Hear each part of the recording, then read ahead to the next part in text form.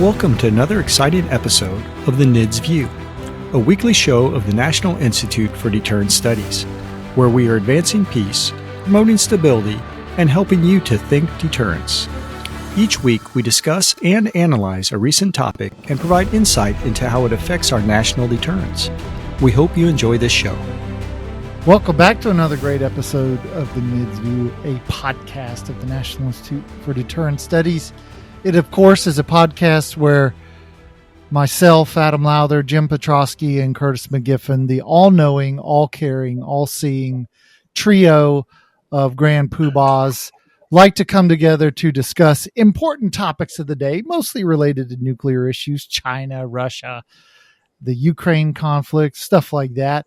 But today we're going to deviate a little bit. We're bringing in Gerald Goodfellow to join the discussion. And for those of you that already know Gerald, you know Krusty. But for those of you that don't, Gerald is a retired Air Force General Officer who is now the CEO of the Small Business Consulting Corporation, which he started after retiring to bring capabilities to Air Force Global Strike Command.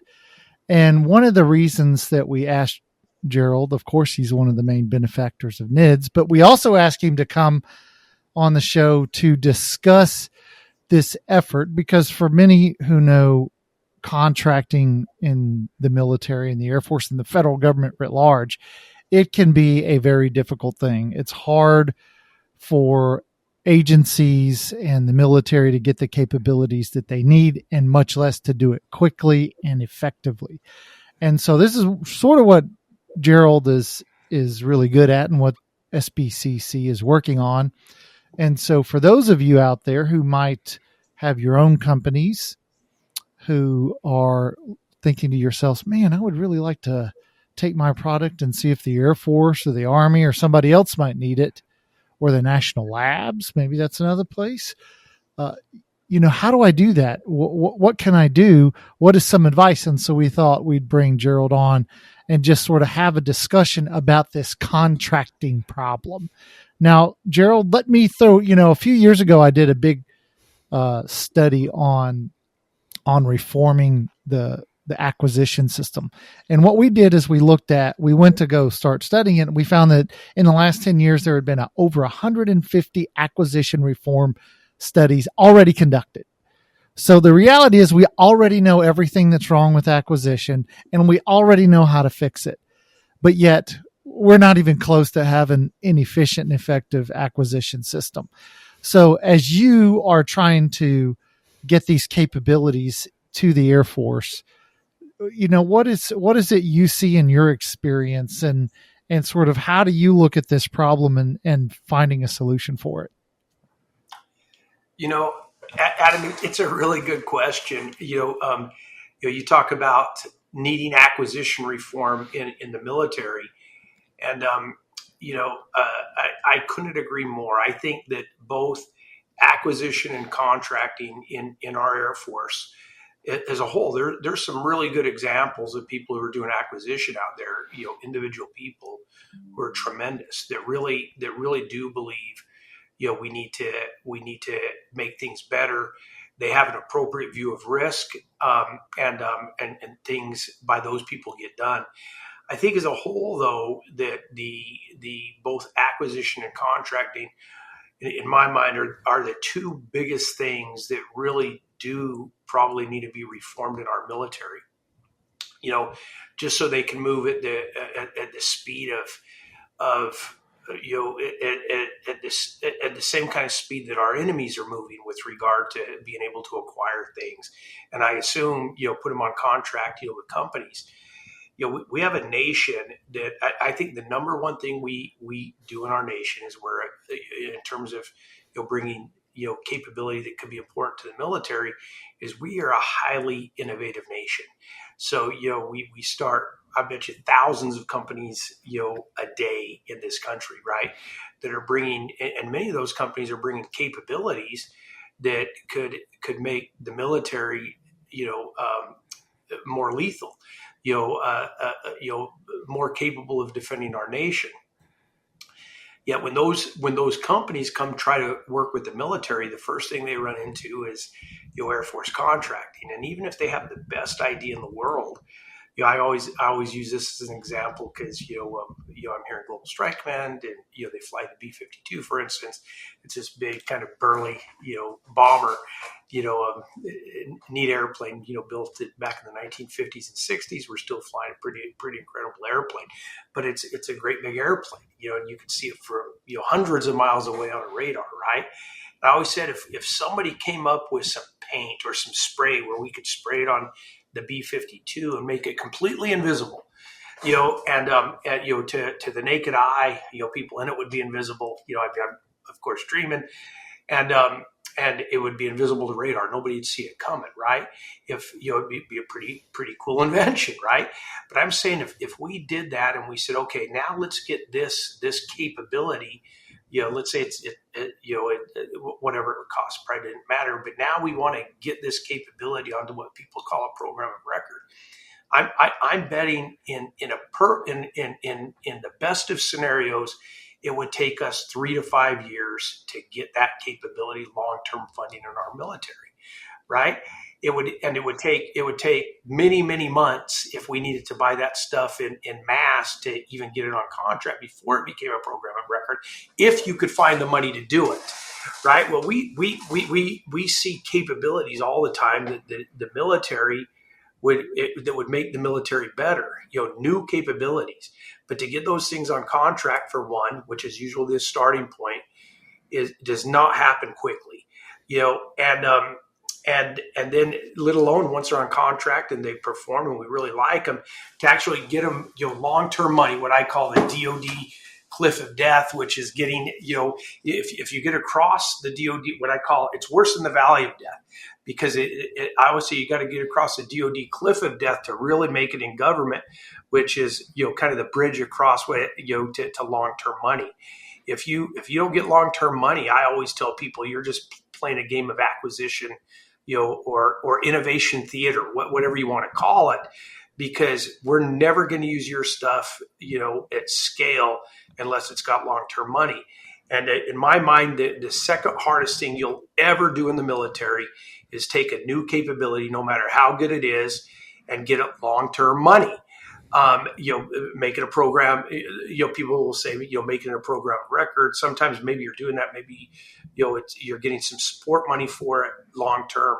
Maybe you're adding it to another program. Say in my B-52 example, you're probably just adding it to the B-52 program. Those things take a tremendous amount of time. And quite frankly, it takes so long that most of it is never even looked at as an option for making things better, because when we do the POM cycle, this vicious cycle that happens every 2 years, we're not looking for something that may be ready in 3 years, kind of thing. So it's really it's a real nuisance.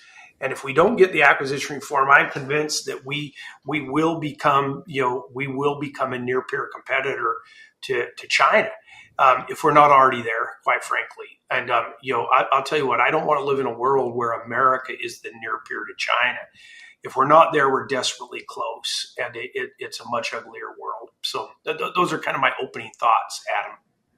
Now, I've wondered why, we created the Defense Innovation Unit, and we created AFWorks and StrikeWorks and all of these entities that are supposed to do exactly what you're talking about. But is that not working, or is, and I know Jim evaluates a lot of new capabilities. And so what then is the problem? Why are we not these, we've recognized our problem. We've essentially tried to come up with a solution, but yet somehow it doesn't seem to be working. I'm not sure we've ever fully, come up with a comprehensive solution. So, I was very involved in the very beginnings of AFWorks. For instance, 3 of the people that are the primary founders were working with me on technology accelerators at the time. And, I was able to help them, eventually get approval to get AFWorks going, all that kind of stuff. And quite frankly, I think AFWorks has been a phenomenal organization for our Air Force, along with DIU. I'm always interested that we put some really strong civilian leaders in charge of places like DIU, and they end up leaving, right? Because they feel like, hey, they really can't get the things done that need to be done. But I'll tell you, I have great respect for both of those organizations, but much more familiar with AFWorks than I am DIU. And so I'll talk about AFWorks, this organization that has that I probably couldn't be more proud of the Air Force, going down that path when they did. And always when we were originally talking about it, we talked about how are we going to transition capabilities to long-term money. And AFWorks, I think that's where they kind of started.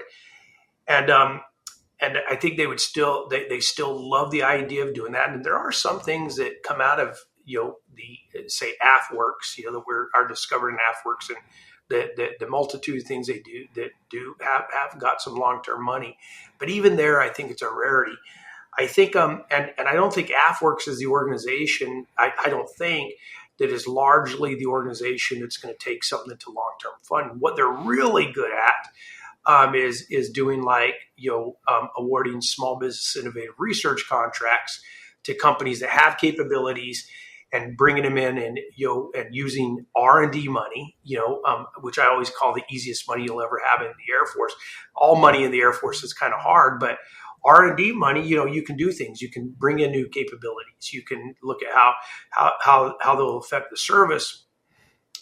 But it's going to run out at some point. You're only going to get maybe 3 to 5 years if you're lucky of R&D money, and then you need program money. And I think AFWorks is an organization that largely focuses on the early R&D money, and they're quite frankly pretty good at it. I think early in the early days, I think they wanted to be pretty good at transition too, and it just never went there, right? It was there's other organizations I think that really have that as something they should be doing. And it never really got a lot of traction in AFWorks. So the thing they do really well is this early stuff, but moving that early stuff into actual long-term capabilities, although I think AFWorks would like to do that, I don't think they're the organization that largely does it. They're certainly not doing that at any kind of scale. What they are doing pretty good at scale is bringing in those initial new capabilities. And, I think there's other organizations, the MAGCOMs. I know right now, at least, I know there's a move afoot to create the ICC, and, that could change some things. But right now, as we speak, it's the MAGCOMs and the program offices that are largely responsible for doing requirements and bringing in long-term capabilities. And from what I've seen, it just doesn't happen. It does not happen fast at any kind of scale that's meaningful, is what it comes down to. Jim, you wanted to jump in here. Yeah, and first of all, for the audience, I have a great friendship with Gerald Goodfellow, and I really have a lot of respect for the work that he's doing. But he's also my mentor in running an organization, and taught me a lot about doing this. And you need someone like that, but also someone who is a magnet or a magnate maybe for people to come to them that have the background knowledge and build off of that.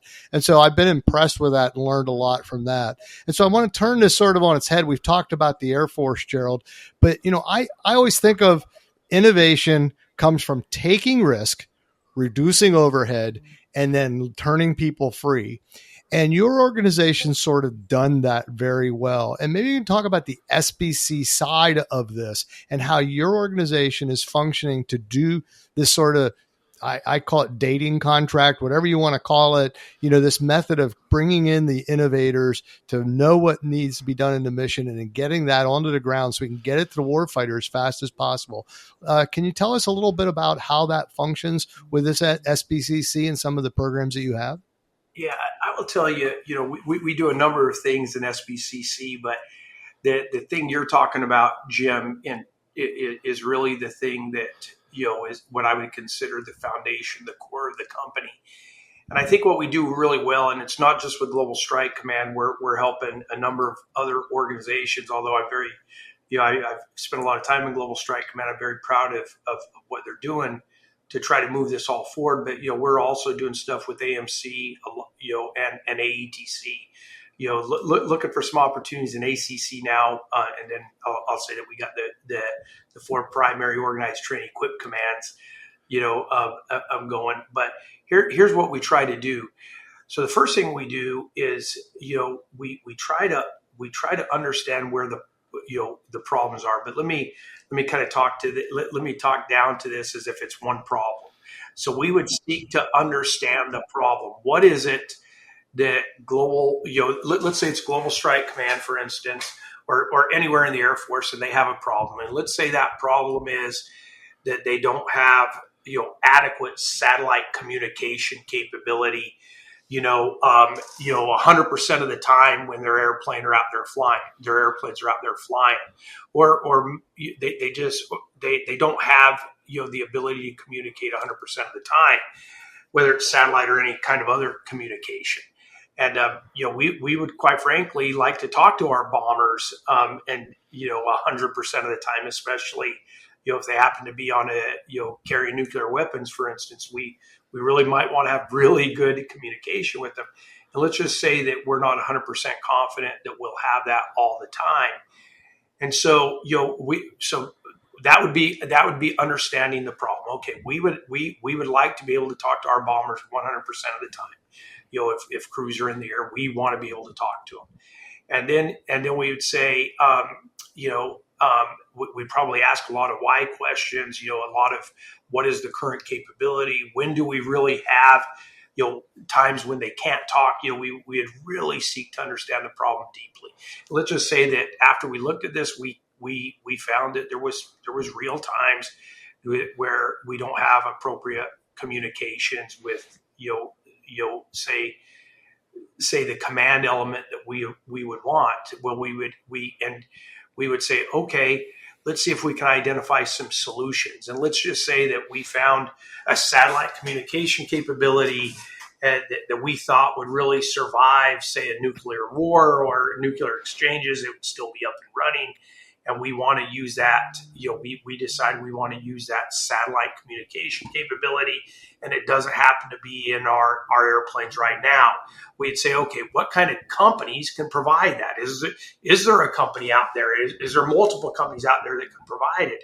And if they do, we tech scout that company, we will talk to that company, we'll get to know them and their capabilities, and then we'll take that information on a contract we have with Global Strike Command. We'll take it back to Global Strike Command and say, hey, we think there is a commercial solution out here. We're always looking for the commercial solution, the solution that exists. So we're not starting at the very beginning. We're saying, okay, there's a problem. Is there a commercial solution? If there isn't a commercial solution, I largely say that my company doesn't get involved. We are looking for true commercial solutions that exist. If it does exist, we try to, as you called it, Jim, we try to marry up the government and this company to get into bed together, for lack of a better way to describe it, where that company can actually bring that capability, to the Air Force. And so at that point, let's say we find a company that has never worked with the Air Force before. They've never had a government contract. We would get involved, and we would mentor and coach them through those kinds of things to help, to try to make it easier for them to actually start working, with the government. And Global Strike Command would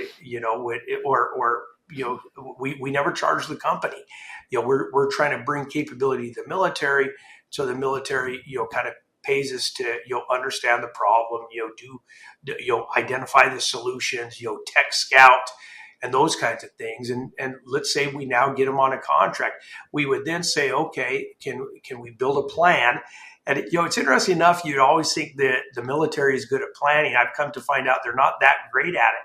But we would help them build a plan that once we thought this was going to be a long-term capability that we needed, we would build what we call the transition plan. How are we going to and we don't, quite frankly, if our knowledge of the systems helps us to do things faster, we'll take it. But largely we just say, look, for right now, we're living in the system we're living in. How do you get this company to long-term money? Does that mean, that We're working palm submissions for them, to get them, program objective memorandum decisions. It's how we, get stuff into funding consideration. But we basically build a plan to try to get them long-term resources once it's determined that this is something that we want in our capability. And we follow them all the way through as they're executing. We try to get them to the long-term money. Not unlike the Air Force does when they're running a program. They're doing exactly the same thing. What we're doing that's a little bit different, I would say from the way others do similar things. But what we're doing is we're trying to start with something that's usually like a company that's like it's like at least a mid-stage company. Most of the companies we work with have been in business for a number of years. We have one company we work with that's a late-stage company. One of the few late-stage companies, but one of the most innovative companies we work with has been in business for 43 years. And until they started doing something interesting enough with their satellite communication capability, they had never had a government contract, although they were flying their capability on like over 500 helicopters and airplanes doing medical rescue stuff. Turns out that the thing they had was better than the stuff that the Air Force is flying on its airplanes.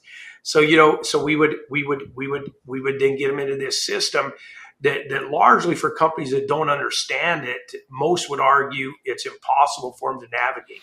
This guy was talking about, he does several $100 million a year in revenue in both, helicopter rescue that he does. And, he fixes helicopters and been in business for 43 years.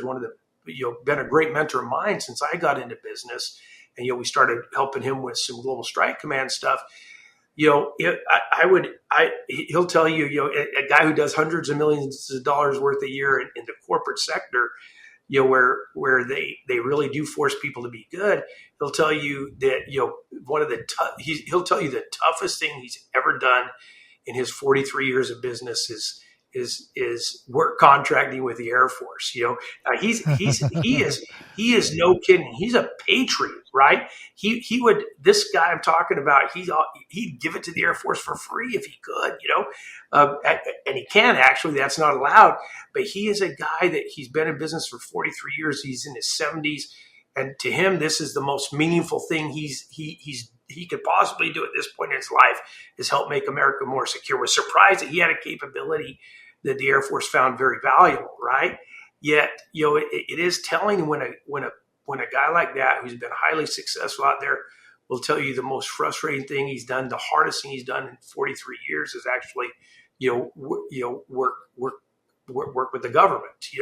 We should not accept that as an answer, I don't think. So as you think about the challenges that, Global Strike Command in particular is facing, and you think about the needs, if you had sort of you could do anything, what capabilities would you want to try to provide or get companies that can provide to Air Force Global Strike Command? Where is the command and the nuclear force really in need of these kind of specific niche capabilities? What are they? Well, I think there's a lot of capabilities, Adam, I always, we have to be able to communicate. And you would think in today's day and age where we've been through actually more than a couple of communication revolutions over the last couple of decades, true communication revolutions. And to realize, I realized at some point that we don't have, assured communications like when some of our airplanes are in the air, for instance, that's bothersome. I would, one of the first things I'd start with is making sure we can communicate with the people we need to communicate with. That would be certainly one capability. I will tell you, I would have the most robust now. And oh, by the way, does a commercial organization have a role in nuclear capabilities? I'm going to argue yes. I would, I look at like our Sentinel system right now, And I remember when I was a 5/8 at Global Strike Command, we thought that this thing would be, in the mid 90s, $90 billion price range. And now, I'm reading in the paper, it's more like in the $150 billion price range. How do we get a 60%? It's probably more than that, to tell you the truth. How do we get 60% increases in this? Is this, a lot of people just say, oh, the prime's trying to screw the government. I actually don't know if that's the real reason or not. But I do think that there's a problem when we lit a contract, and within a couple of years, like one of the biggest contracts we've ever had in the government, $100 billion, right, to basically recapitalize our ICBMs, right? And within a couple of years, we have a Nunn-McCurdy breach, which, this was Nunn-McCurdy is supposed to be really hard to get to. It's supposed to be like a 10% overage in what we thought it was going to be. And, it's always a big deal. They usually go all the way up to like SecDef when you have a Nunn-McCurdy breach. And so when we have like a 60% Nunn-McCurdy breach, I think to myself, oh my goodness, who's going to get fired over this thing? How did this happen? And the true answer is, I don't think anybody's going to get fired over it, but we should ask, which, I always say, who's going to be held accountable here? And who's in charge of this, right? Americans should know, but if you're trying to recapitalize your ICBM system, and it's that kind of money, people will start asking, is this an affordable thing? Can I just nurse Minuteman III, for another 20 years? Can I take risks in Minuteman III? Like not do test launches and all kinds of things. There's other solutions rather than spending, an extra $100 billion on something, right? I hate that I think that way, because I would just like, I would like a military, I would like, the military industry that produces military capabilities. I'd like them to be highly efficient, regardless of what they're doing.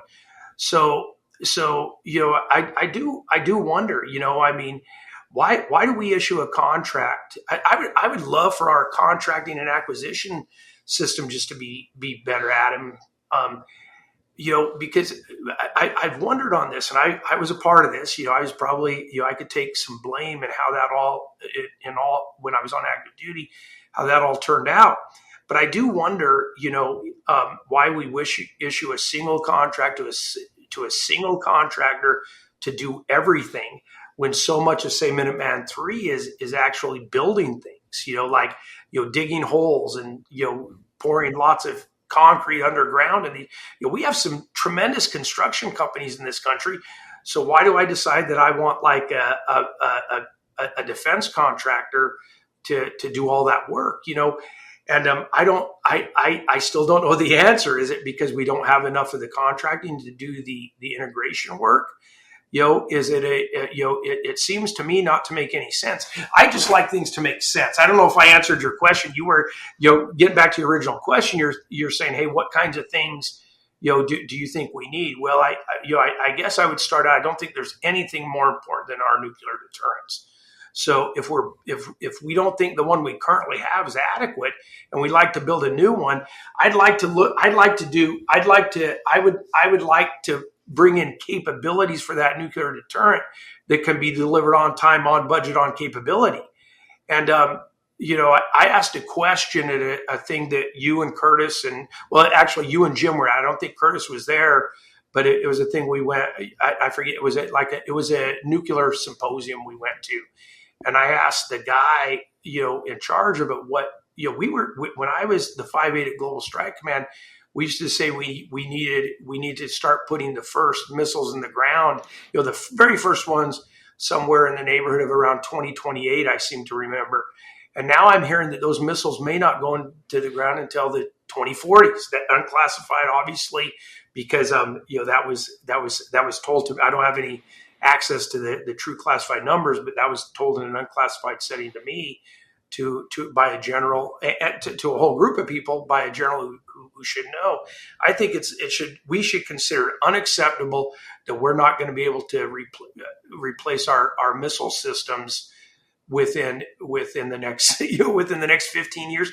To get the first Minuteman III squadron the first Minuteman squadron back, we started in like 1959 with a design. It was 3 years and 8 months from the time the design contract was lit to the time that we had like a missile, an entire ICBM squadron on alert, right? 3 years and 8 months. I just want the capability we want in a reasonable time. I want it. Well, I'll tell you, I want three things. I want it on time. I want it on budget. I want to enter into contracts that don't double in cost or triple or 10 times in cost. I'd like it on time. I'd like it on budget. And I'd like when we write a contract that it actually is delivered on time, on budget, and we get the actual capability we paid for. And I think not to overstate this, but I think it's more of a rarity than the rule that actually happens in our current system. Yeah, something's got to be fixed. If those things aren't happening on time, on budget, on capability, as the rule rather than the exception, we've got a problem. Well, Krusty, one of the things that we pride ourselves here at the NIDS View is being one of the best drive time podcasts. We try not to be any more than 30 minutes so that for those people who have a 30-minute commute, we're that perfect length in time. So we're right at our 30-minute window.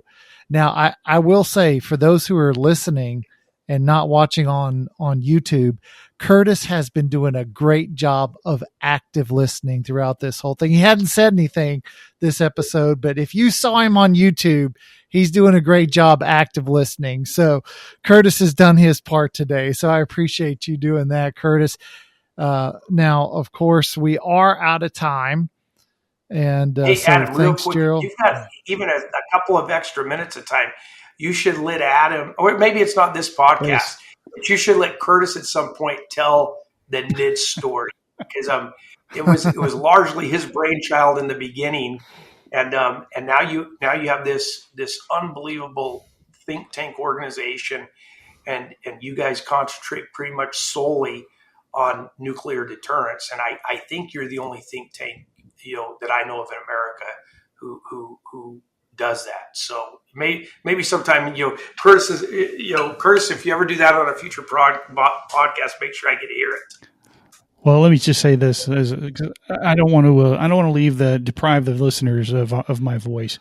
So let me just say this for a moment. So Gerald, has been what you've done for this organization in your support and helping us to stand this organization up and then execute now over 2 years. It's just phenomenal. You've not only grown your fantastic SBCC organization, but what you've done in this organization to further this cause. It's almost like a twofer. You are a twofer when it comes to supporting national security and the mission of deterrence, because you're doing it both on the industry side and you're doing it through your support here at NIDS. I'd like to throw one quick thought out. I don't need a comment. I'm not even going to ask a question. I just want to add to your statement, Gerald, that we always talk here at NIDS about credibility and what that means to deterrence. And we're always thinking about credibility and the ability when it comes from our ability to posture, our ability to project forces, and all of the things that kind of go with that. We rarely talk about how credibility is born or lost by our success rate at R&D and acquisition, and whether or not if we're a nation that wants to continue to play, we have to be able to develop, test, and then evaluate, and then purchase, and then field these systems, as you said, on budget, on time, and meeting the capability requirements that were outlined. The part of the problem is it takes so damn long to do this that by the time we produce this equipment, it's already needing to be upgraded. In the 50s, a fighter jet of the Century series would go from literally from blueprint to squadron in 2.5, 3 years. We can't even get through the validation process or the EPA studies in that time frame. And what this does is it's such an albatross. It affects our ability to maintain credibility with our adversaries and our allies. We simply cannot build the stuff anymore. As I mentioned in a previous podcast, we are 15 years into a 30-year modernization process, and we have no new iron on the flight line and no new steel in a silo. And I'm not sure how we continue to say that we are a preeminent threat to the world with a system that we just continue to limp along, and we don't make changes that aren't going to do the things that we need to do so that we have the capacity to instill some sort of sense of fear on the adversary so that we will in fact successfully deter them. We cannot continue to deter with the jalopy. We need the new stuff, and we need it to work, and it can't break the bank. Curtis, I will tell you, you already heard me say I love the B-52. I mean, what a great engineered airplane, that was built in the late 50s, early 60s. You'll hear people brag that we're going to fly that airplane until it's 100 years old. And I always tell people we should be ashamed of ourselves. That's right. We used to build airplanes, entire new fleets of airplanes every 6 to 7 years. We did that for like 30 years. And now, a new fighter jet will take us, 37 years. It's I actually believe it's a crisis, and it's largely unrecognized. We just keep, hopping along, but we will be challenged in this country. I always say, thank goodness when things are kind of as bad as they are in terms of, bringing new capabilities. Well, thank goodness we can still count on our nuclear deterrent. That's right. Because it may end up being the only thing we really can count on. And even that, as we try to upgrade it, it's going to turn into decades and decades, right? To get that to where it needs to be. We shouldn't accept that as a country. We're the United States of America. And we should be able to do better than that. That's and right. The fact is that we've created a system for whatever reason, however it's happened. We should acknowledge, where we are today. We should be realists about this. What exists today? And if the answer is we can't replace our missile systems in less than 15 to 20 years, we can't create new fighters in less than 30 years. If this is really where we are, we should acknowledge that and say we're not going to accept it anymore. We're going to move fast, and that means probably a whole bunch of stuff needs to change. And most things boil down to leadership, and we need leadership on these issues. That's and right. I'll tell you, you mentioned risk. I will also tell you that we need leaders with an appropriate view of risk. Right. And all too often, I'm not going to point to any service or any, rank, because you get leaderships at all levels. But I think it's become, we have a culture where most people out there at all ranks don't seem to have an appropriate view of risk. And they're kind of unwilling to take any of it, right? And so unless it's perfect, we don't build it. It just adds time to everything we do. We should accept some failure in this in what we do, and largely we become a country that doesn't seem to accept any, and we kill people that have failure. We have to change the way we do things, or we will lose to the Chinese. We are going to become a second-rate power. Sorry, Adam, we went way over, but I think Well, about these kinds of things all day long. This is what the DC area needs to hear. So thank you very much, Gerald. Thank you for what you do, and thank you for being here today. Yeah, thank you guys. Thanks, Adam. Close us out. Well, fortunately, to solve this problem, Gerald, the Air Force is in the midst of a reorganization, which will certainly solve that problem.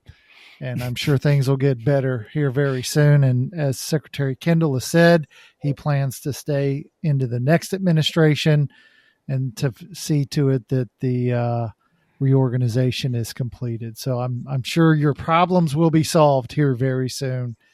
So, of course, we want to thank Gerald for joining us. Jim, Curtis, always good to see you guys. And of course, we want to thank you, the listeners, because without you listening, it would just be four dudes talking to themselves. And so thanks for being there.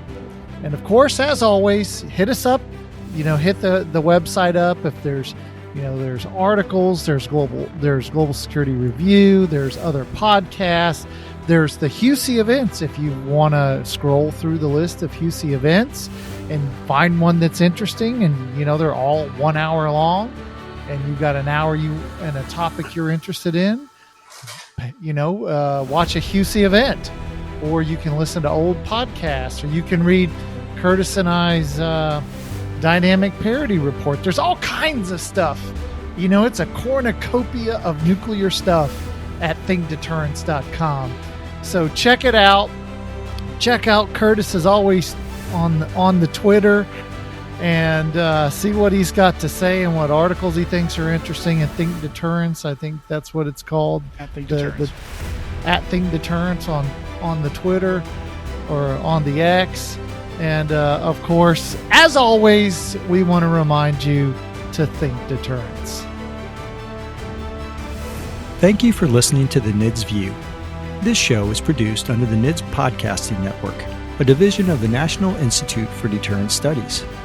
NIDS is a 501c3 organization dependent upon donations to provide this podcast and bring about awareness of the peacekeeping value of U.S. strength and our national deterrence. You can catch all of our podcasts or provide feedback at thinkdeterrence.com. I would like to thank our producer, Kimberly Charrington, our sponsors, and all the fantastic members of the National Institute for Deterrence Studies for making this podcast possible. Stay tuned next week for another exciting and informative The NIDS View.